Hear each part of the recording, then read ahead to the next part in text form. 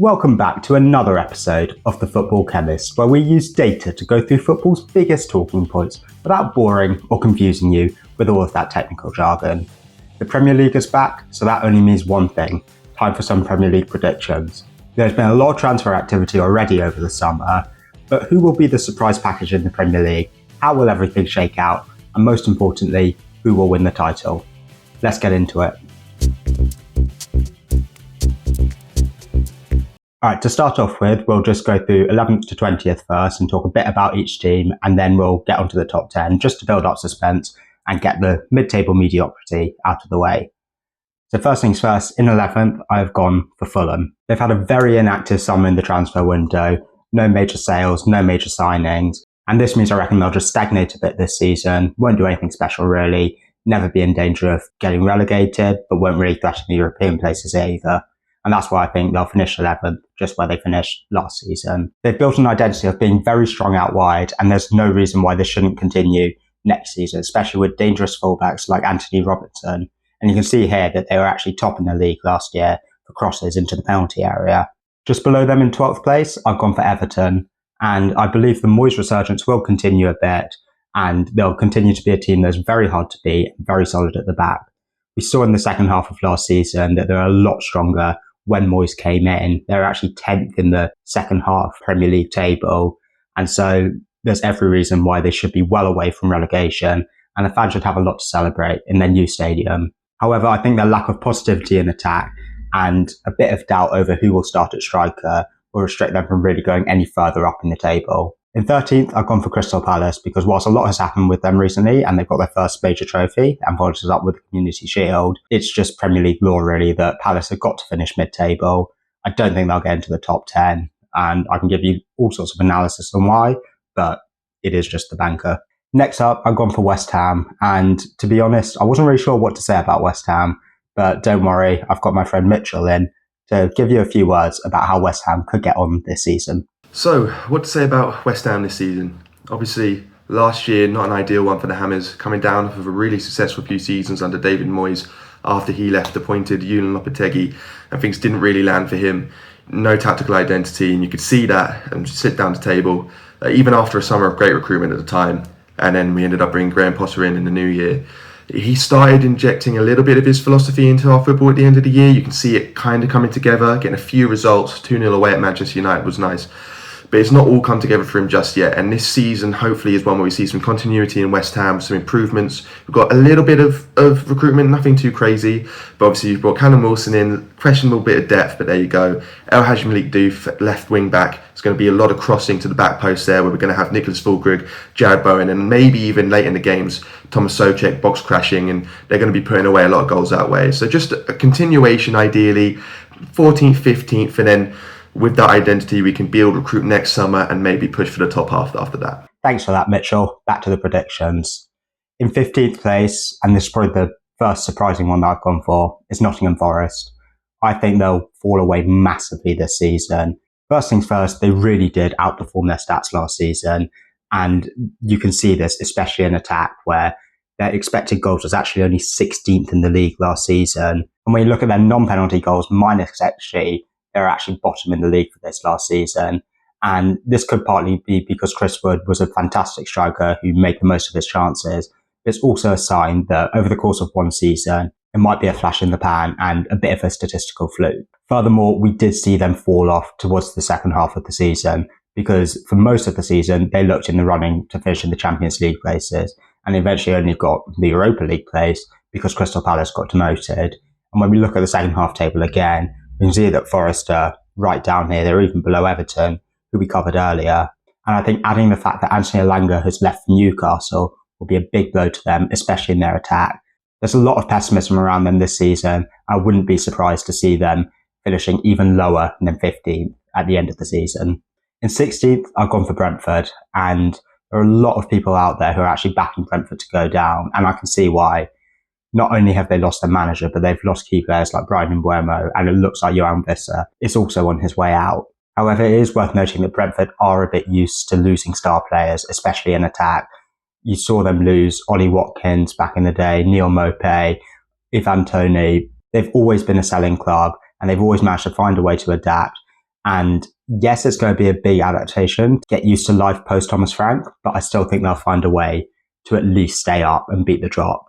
And I think they're also helped by the fact that there are 4 teams who I think will really struggle this season. And there aren't any surprises in the bottom 4 here. I'm sure you can figure out which 4 teams I'm thinking of. But the question is, which one will beat the drop? In my opinion, I'm going to go for Burnley. I feel like I've got to back one of the newly promoted sides to stay up. And I think Burnley have got the best chance. Yes, they've lost key players. Trafford and Egan Riley will be huge misses for them, given how solid they were in defence last season, record-breakingly solid. And losing Brownhill, your captain, is also going to be a big blow. However, I think they've recruited fairly sensibly. And if you want to back a team to stay up who's come up from the Championship, the statistics show you should back the team with the best defence. Because when you discount the last 2 seasons, when all 3 teams went back down, and you look back at the last 5 seasons at how the best defences performed when they got promoted to the Premier League, you can see that 4 of these 5 teams stayed up. And that's why I'm putting my money on Burnley to stay up out of the 3 newly promoted sides. In 18th, just missing out on survival, I've gone for Leeds. I think a lot of people are backing them to stay up out of the 3 sides, and I can see why. But I think losing 2 such key players will hold them back a lot. I think a lot of the hype for Leeds staying up is partly because of their name, the fact that it's Leeds and it's a big club, rather than the fact that they've actually got the minerals to stay up this season. And then in 19th, the one established Premier League team going down is Wolves. I think Wolves could really, really struggle this season. They've lost 2 huge players in Aït-Nouri and Cunha, but that's not why I think they're going to struggle so much. When we look at last season, their goalkeeping was some of the weakest in the league. Their goalkeepers have the lowest save percentage in the Premier League and the second lowest post-shot XG minus goals allowed. This basically means that the goalkeepers were letting in more goals than they should have, and that is very worrying for Wolves going forward. I think Vitor Pereira is a good manager, but I don't think he'll be able to keep them up. And last but not least, I've gone for Sunderland to finish bottom. I think it's a fairly easy prediction to make, given that they were the team that came up through the playoffs, and they have definitely recruited as if they want to stay up and really made an effort in the transfer market. But I just think the chaos of having all of these new signings is going to be hard for them to all gel and all come off. Plus, they've lost Joe Bellingham, which will be huge for them. And so I just don't really give them that good a chance of staying up. So those are the bottom 10 teams. How about the top 10? Well, first up, in 10th place, I've gone for Manchester United. It can't keep going on like this, can it? It can.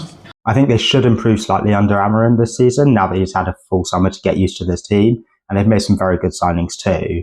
And also they were a bit unlucky last season. They were the team that underperformed their XG the most last season. And part of this could be down to poor finishing. And bringing in players like Sesko and Mbeumo could definitely solve this. However, I'm not convinced that especially Mbeumo and Cunha are the answer to United's problems. They spent big this summer, but they've also got other areas that they needed to shore up. But I'm not sure they've got the funds to do that in the rest of the window. And so they could be very vulnerable, especially in defence. I think that's what will restrict them from challenging for the European places once more. Just above them in 9th, I've gone for Bournemouth, who have had a very turbulent summer. Their defence has been absolutely ripped apart by Europe's elite, and that will, of course, be huge. However, I'm putting my faith in Bournemouth to do well again this season because I have a lot of faith in their manager, Adani Iraola. They managed to keep their attack largely intact going into this season, and this will be really important because their attack was so instrumental to them having success last season. They were actually 4th in the league for expected goals last season. So creating chances, it's just not an issue for them.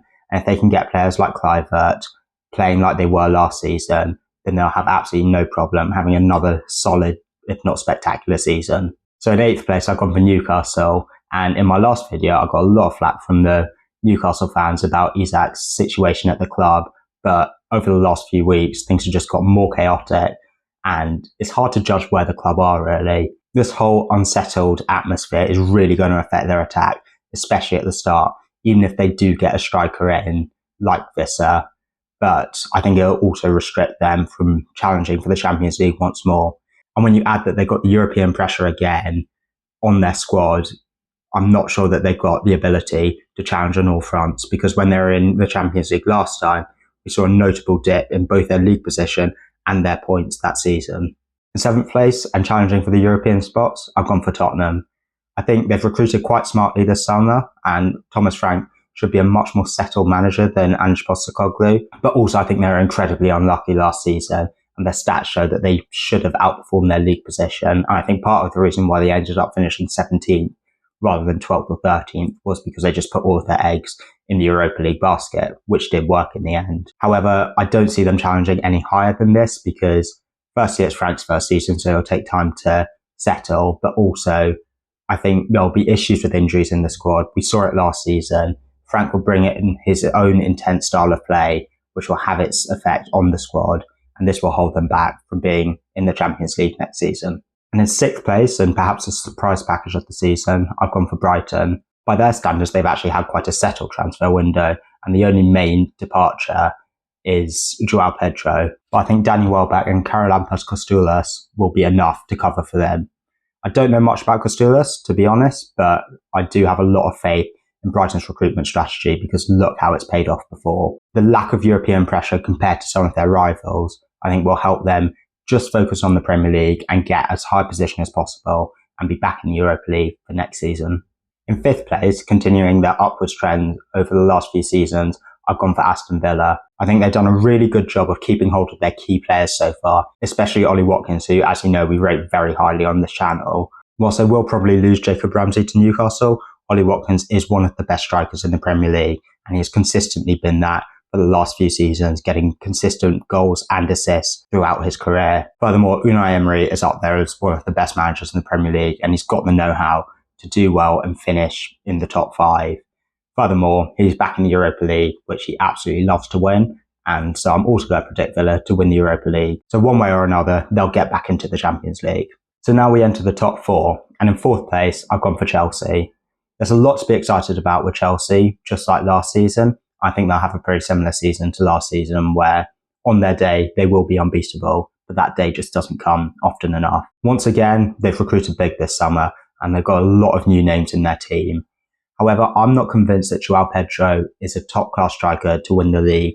I think that will hold them back this season because actually when you compare him side by side with Nicholas Jackson, the stats are pretty similar. If anything, Jackson's got the edge on some key stats there. And so Joao Pedro is not really an upgrade and not the world-class striker Chelsea need to break into that big 3. Furthermore, if they do keep Robert Sanchez as their first choice keeper, they're going to struggle because I also think he is a tier below some of the other keepers for their rival teams. And now we enter the top 3, and it'll be the same top 3 as last season, but in which order?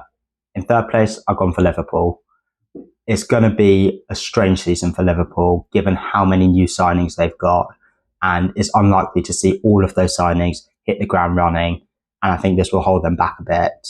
This prediction could change a lot depending on who they sign in the next few weeks, but right now they look very shallow in defence. They got away with it massively last season, and I thought they had too few centre-backs, but fortunately for them, they had no injuries. But it could be different this season, and if they do have injuries, they'll really struggle. But like I said, if they go into the transfer market and sign 1 or 2 more centre-backs, plus maybe add some attacking depth, you are looking at a team that can challenge for the title. I think it will be very close between the top 3, and so I'm not going to beat myself up too much if I get some of these predictions wrong. So now we come to the top 2, and in second place, I've gone for Arsenal. There's a lot to be positive about if you're an Arsenal fan, to be honest.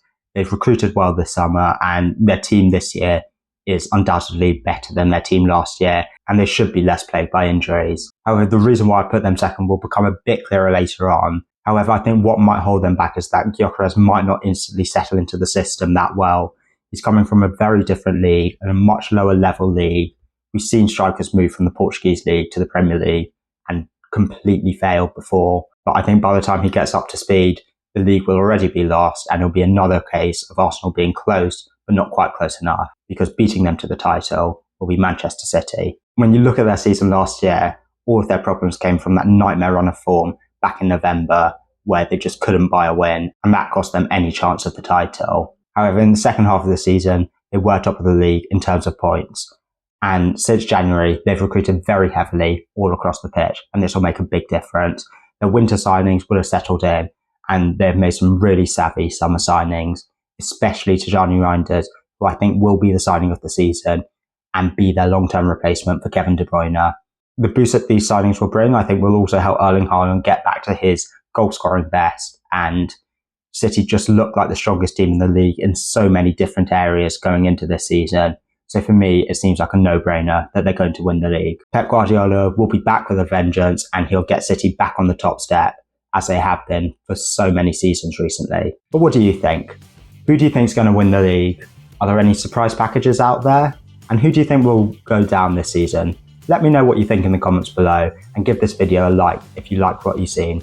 Also, feel free to subscribe to the channel if you want to see more content like this, and if you want to see some more short form behind the scenes content, go follow us on Instagram and TikTok for more. I'll see you next time.